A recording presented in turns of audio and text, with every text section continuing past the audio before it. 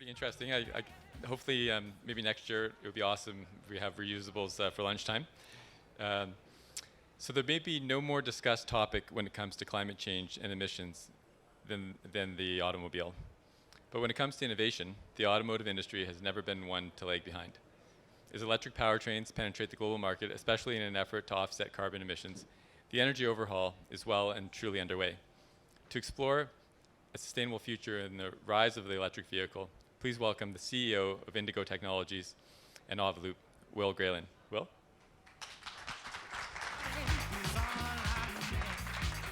All right. How's everybody doing? Good afternoon. All right. Who wants to talk about cars and electric vehicles that are sustainable? All right. Good, good. Before I get to sustainability of electric cars and how things have to change in order for people to be able to afford electric cars that are lighter, that are more efficient, but also roomier and smoother at the same time. I'm going to talk a little bit about my journey for sustainability. So I was on a different kind of sustainable vehicle when I was about 22 years old. So I became a nuclear submarine officer right after undergraduate school. And I spent 75 days in a row going out on patrols where we had to make our own nuclear power, our own electricity, our own water, basically produce our own oxygen, and have to scrub our own carbon dioxide. So that takes self-sustaining to a whole new level because we had nobody else to help us. So fast forward, after serving 5.5 years as a nuclear submarine officer, I went to MIT for graduate school through the Leaders for Manufacturing program. And right at that time, I caught the entrepreneurial bug. So what I ended up doing was I started multiple companies. So I've started 4 other companies prior to right now, running my 5th and 6th company at the same time. One is Overloop, which is a super app company. And the next is indiGO Technologies. So out of MIT, the 4 previous companies, including the last one being Samsung Pay. You guys Apple Pay, Samsung Pay users? Okay, so me and some of my colleagues over here actually produced Samsung Pay, and I was the global co-GM of Samsung Pay for 3 years. After that, I started Overloop, but what got me really interested in the electrification side was I knew that electric vehicles is the future. There's no question about it. And having been one of the earliest adopters of electric vehicles, the Chevy Volt in the first place, I've owned 8 different EVs, 4 different Teslas, one of the earliest adopters. What I do know is that the Teslas that I own is hardly affordable for the people that are driving the most. And particularly, we're talking about the Uber drivers, the Lyft drivers, the taxis, the delivery drivers that are delivering our food. How can they afford it? And how can everybody, even in this room, afford vehicles that are much more sustainable?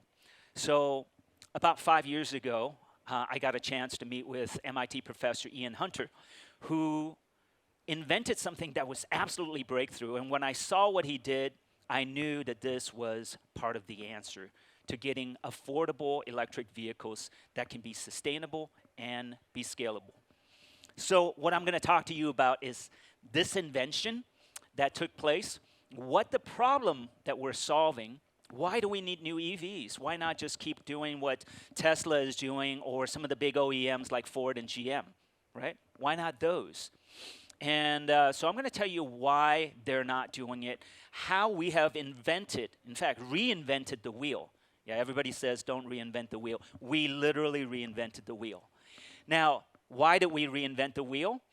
Is to be able to create smoother, roomier, safer EVs that are truly sustainable economically as well as environmentally. Because if we cannot solve it economically, there is no way that it's affordable enough to scale for environmental. So let's talk about the problem. Here's the problem, guys. y'all know that we have an obesity epidemic when it comes to cars. It's gotten heavier and heavier. Since the 70s, we were driving around with VW Bugs that weigh 1,700 pounds. Today, we're driving around with 4,000 or 5,000 pounds SUVs. And there's no reason why you should be delivering my Chipotles with a 4,000 pound SUV. So why are they getting bigger? Two reasons. One is, of course, we all want more space. But the other is we all want more comfort. Now, on the left you see is my Tesla Model S's chassis. What do you see in between? A big motor, right? The big motors take up space. So if you want more room, you got to make the vehicle bigger. Bigger is heavier. The second thing you see is the suspension system over here. And a lot of people don't talk about the suspension system, and what that means is that for a suspension system to give you a smooth ride, you need 8 times more what's called body mass versus the wheel mass. So that's a sprung mass versus unsprung mass. So imagine if it's 1-to-1, then you're going to feel everything that the road has to offer. But if it's 8-to-1, which is normally what you have to minimally get, and a lot of cars are 9-to-1, 10-to-1, 11-to-1, to give you that more smooth and comfortable ride, guess what? You got to put more weight on it. If you put more weight on it, obviously it's going to be heavier. And guess what? An electric version of this, you need to put a big battery to make it run. So the battery itself is the most expensive and heaviest part. And what that means is for a Ford F-150, it's 2,950 kilograms. Its counterpart, a gas one, is 700 kilograms less. So you do the math. So when you have a big vehicle to start with, you're going to need a bigger, heavier vehicle to make it electric. Now, of course, how do you make it light? To save energy. And the only way today you do it that's not the heavy, costlier vehicles that are more expensive is you got to make it small and you got to make it bouncy. And frankly, none of us want it. And if none of us want it, it's not going to scale. So what's the solution? The solution is a robotic road sensing smart wheel that bounces up and down and can sense the road, kind of like, you ever see Olympic mogul skier coming down the hill? The body is still and the legs are just moving up and down to absorb the bumps. Well, that's exactly what the robotic smart wheel does, is it absorbs the bumps and it does no longer tied to an 8-to-1 sprung mass to unsprung mass ratio. We can do it at 4-to-1. So that means you can have a much lighter weight vehicle, a 2,000-pound vehicle, rather than a 4,000, 6,000, 8,000-pound vehicle. That means you can have a smaller battery, right? Smaller battery weighs less, which is more efficient, and it's faster to charge. And when it's faster to charge, less people are worried about range anxiety, so you don't want to put an oversized battery. So that means it costs less. So cost less, and by the way, when all of the propulsion, you don't have a motor that's in between the wheel, guess what? They move into the wheel, you got all that free space. So you can make the vehicle smaller. So now you got a smaller vehicle on the outside, a bigger vehicle on the inside, and you got road sensing smart wheels to help you damp out the road and make it super smooth and also super safe because it's easier to handle a lighter weight vehicle. And so now we can have more space, less cost. Less cost not only up front because you don't have to pay for that big battery, but less cost per mile. So that is what we need to do. And a lot of people don't hear about this or don't talk about this, and that is the charging infrastructure. The charging infrastructure, our buildings, our homes, our work, restaurants, they're all wired for level 2. That means 10 kilowatts, 12 kilowatts. If you want to bring in megawatts of power for DC to DC fast charging, it's a lot more expensive. So if we can use a lighter, smaller, more comfortable vehicle, then that means more people can afford it, including the Uber, Lyft drivers, taxi drivers. These are the miles that are being put on, much more so than the average person that has the vehicle in their garage 90% of the time. So why not get it out there to people that can afford it and afford it at a Uber X cost as opposed to with an Uber Black feel. So, what about delivery? Now, this is not one of our vehicles, okay? This vehicle right here is a conventional vehicle. And this conventional vehicle, notice how the doors swing open to the left, and the bumper are so high so that you're taking up usable cabin space. And then to get to the packages, you have to swing out left. Well, that's terrible for a city because you're blocking traffic.